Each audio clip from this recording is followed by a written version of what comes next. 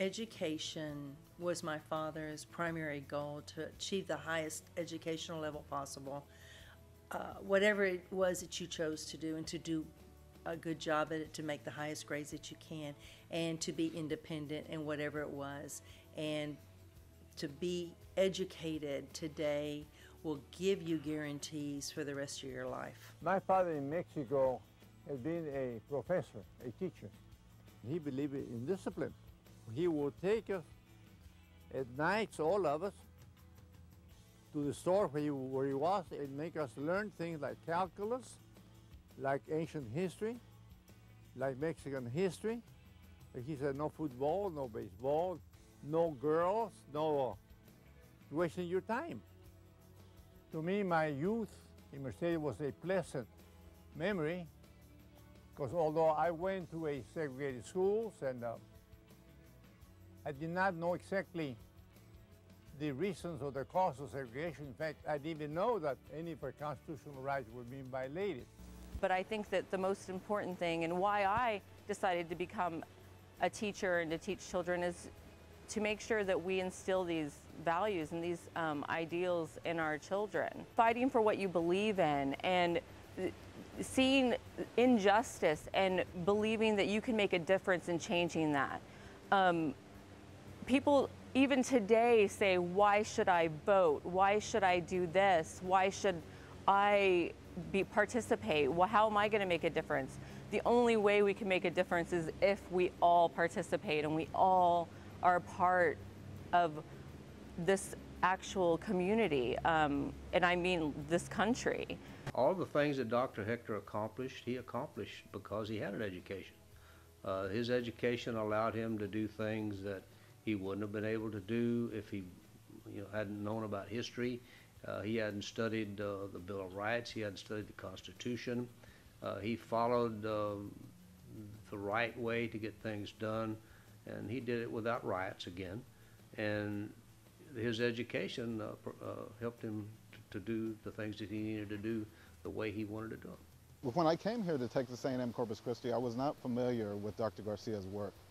And it was when I was a history major and I was doing research that I came across, one of my professors told me that his personal papers were here. And so when I was going through and doing some research, I got to learn a lot about Dr. Garcia. And one of the great things that I think that he really did was that he made it okay to be Mexican American.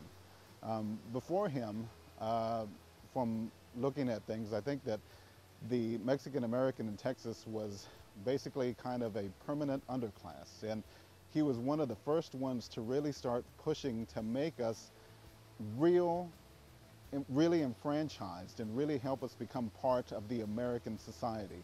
I think looking at his efforts and all he did, I think that one of the biggest legacies of his is that we no longer have to apologize for being a Mexican American. We really can say we are fully American, and we don't have to make excuses for how we are or our lifestyle or our culture.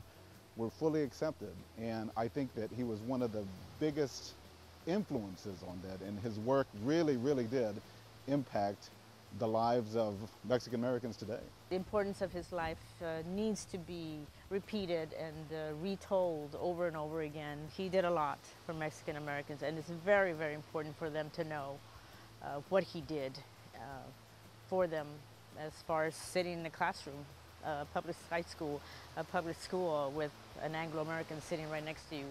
He made that possible, so they need to be aware of that.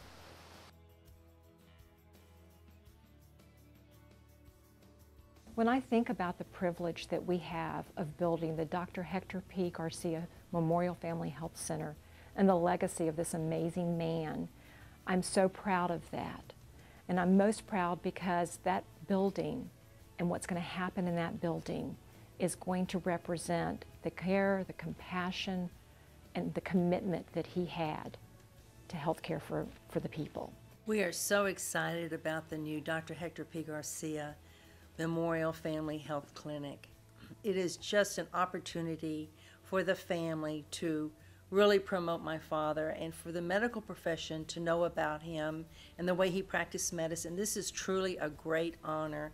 Just in the same neighborhood where he practiced medicine, I think that he would be so pleased that people thought of him so highly to name such a beautiful 44,000 square foot facility after my father. It is one of our greatest honors for him. The new facility will help bring back some of the ways that Dr. Hector practiced medicine. His way of treating people and putting his patients first, they haven't gone away, but it isn't an everyday practice like it was with him. Yes, we desperately do need someone like him right now. We really do. I think my father was very good at being a peacemaker. I think one of the things that this country needs is a true leader. My father was definitely a true leader. He was able to pull people together, irregardless of their political party. No one really could tell him no. He just had a persuasive way about him. I think a common goal that he was able to promote to people was peace and harmony. And I just think that that is lacking so badly right now, that we do not have someone like him to help us through all this social unrest, who can be a true advocate for everyone, because there really is not an advocate for us at this time. Dr. Hector was a very unusual person in that he could draw people together. He had a tunnel vision of what he wanted to do, and as long as he was working toward that purpose, things from the outside didn't seem to deter him much at all. He's always able to. People wanted to help him, and I think that was one of the reasons that he was able to accomplish as much as he was able to accomplish, because of that trait. Because people knew, and he could instill in people the will and the want to do the right thing for the right reasons. And when he was working with a lot of the civil rights and different things that were going on in the country in his day, you didn't see any burning, you didn't see any riots, you didn't see any police cars being burned. It was peaceful assembly that got things done, that was able to continue to establish the things that he needed to have done. We've come a long way. We are moving. Now you have me, for better or for worse, in the Texas Supreme Court, the first Hispanic in the Texas Supreme Court in 150 years.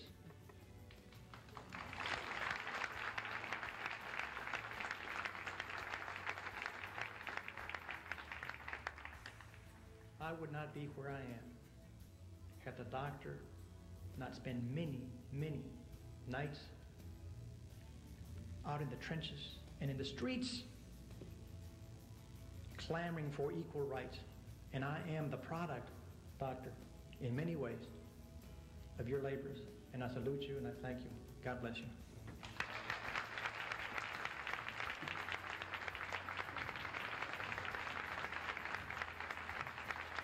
The American Jail Reform methodically set out to overcome all of this illegal discrimination against us, and we have succeeded very, very, very far. My faith in the system is still pretty strong, pretty good. What had happened in the past, that we didn't know the Constitution. Today, we're almost Class 1 citizens. It was ingrown in me, I guess, because of my mother more than anybody else, but I have never tried to avoid the fact that duty is duty. And people ask me, why do you do these things? Because I think they have to be done.